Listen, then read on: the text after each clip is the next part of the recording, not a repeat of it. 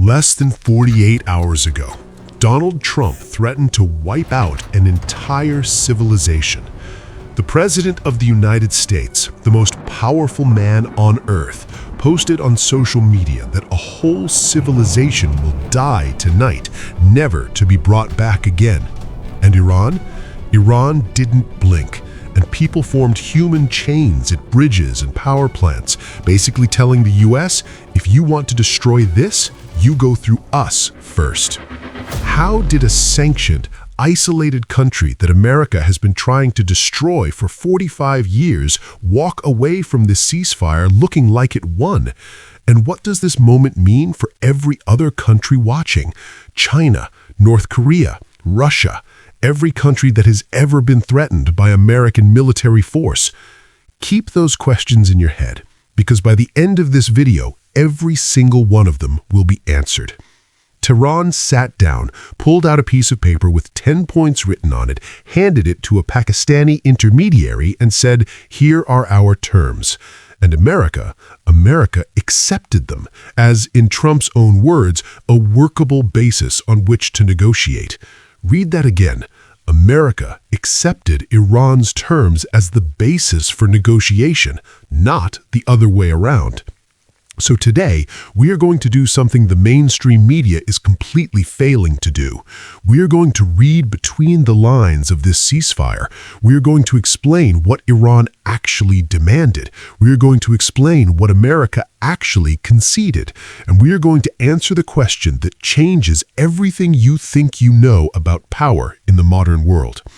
To understand this ceasefire, you have to understand the 40 days that led to it, because this didn't start with a tweet.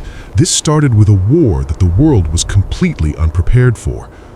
Go back to February 28, 2026. The United States and Israel launched a coordinated military operation against Iran.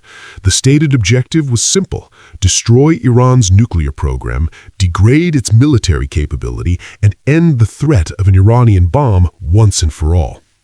America had the most advanced military in human history. Israel had the most combat-experienced air force in the region. On paper, this should have been over in days. It wasn't. Iran had spent 45 years preparing for exactly this scenario. Its air defenses, supplied partially by Russia, were more capable than Western analysts had publicly admitted. Its missile arsenal, thousands of precision weapons pointed at every American base in the region, was immediately activated.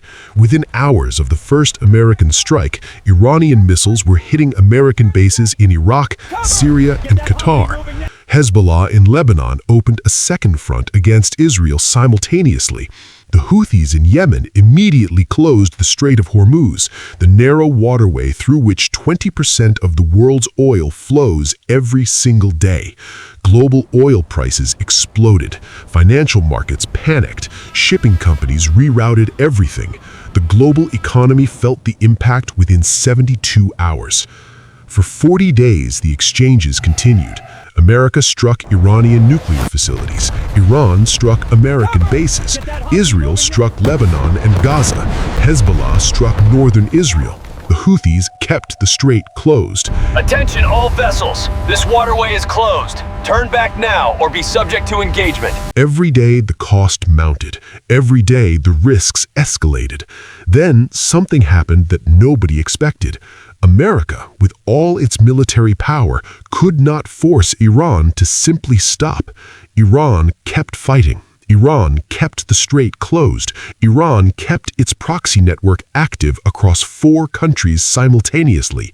And the financial pressure of a closed Strait of Hormuz was beginning to bite not just Iran, but the entire global economy, including America itself. Trump set a deadline: open the strait or face annihilation. The deadline came, the deadline almost passed, and then, with less than 2 hours to spare, Pakistan's Prime Minister announced a ceasefire. But here's what nobody is telling you about that ceasefire. Iran didn't accept America's terms. America accepted Iran's. Do you think this ceasefire is a genuine peace deal or just a temporary pause before the next round? Iran's 10-point proposal was delivered to Washington via Pakistan. The full official text has not been publicly released, which itself tells you something about how uncomfortable its contents are for the American side. But Iranian state media, multiple regional officials, and leaked details from major news organizations have given us a very clear picture of what those 10 points contain. Let's go through them one by one. Point 1. Immediate ceasefire. An immediate and complete end to all U.S. and Israeli military operations against Iran. Point 2. Lifting of all sanctions. Not some sanctions, not a partial rollback. All sanctions. Point 3. Release of frozen Iranian assets.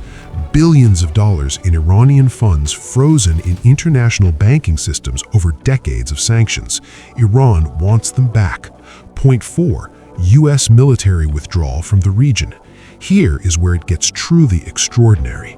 Iran is demanding the withdrawal of American combat forces from military bases across the Middle East. Point 5. Iran's right to nuclear enrichment. This one directly contradicts America's stated non-negotiable position. Point 6. Compensation and reparations. Iran wants financial compensation for the damage caused by American and Israeli strikes during the 40-day war. Point 7. Control of the Strait of Hormuz. The IRGC stated explicitly that Iran's smart management of the strait is a key provision of the plan. Point 8. End to Israeli operations in Lebanon and Gaza. Point 9. Non-aggression guarantees. Iran wants formal guarantees that America and Israel will not attack it again. Point 10.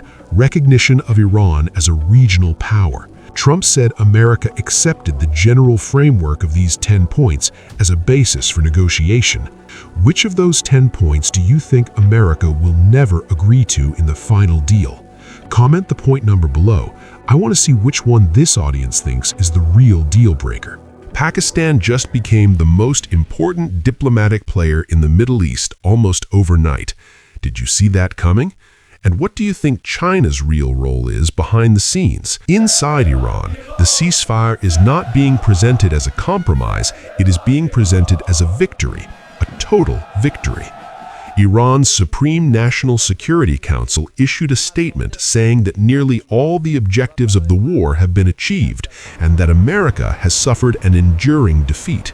Trump says total victory, America is traveling to Islamabad to negotiate on Iran's framework. The gap between the rhetoric and the reality is large enough to drive an aircraft carrier through. What is genuinely true is that America achieved some real military objectives. Iranian nuclear facilities were damaged. Iranian air defenses were degraded. The strikes demonstrated that American and Israeli air power could penetrate Iranian defenses. These are real accomplishments. But accomplishing military objectives and winning a war are not the same thing.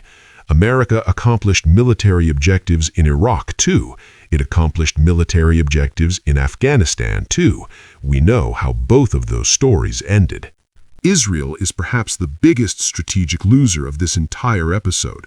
It went to war with Iran alongside America, expecting a decisive outcome: the permanent destruction of Iran's nuclear program and the degradation of Hezbollah. Neither has been achieved.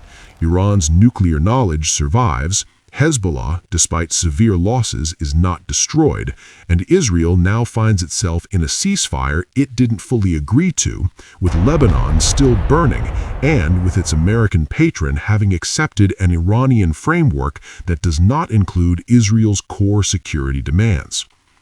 Iran fought the world's most powerful military for 40 days.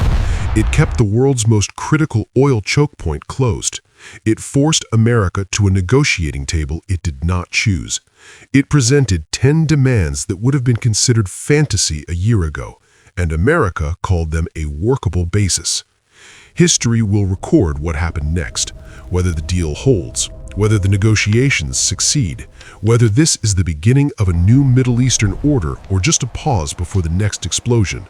But history will also record this moment, April 8th, 2026, the day America accepted Iran's framework. Whatever you call it, ceasefire, truce, negotiated pause, one thing is certain. The rules of the Middle East have been rewritten, and Iran held the pen.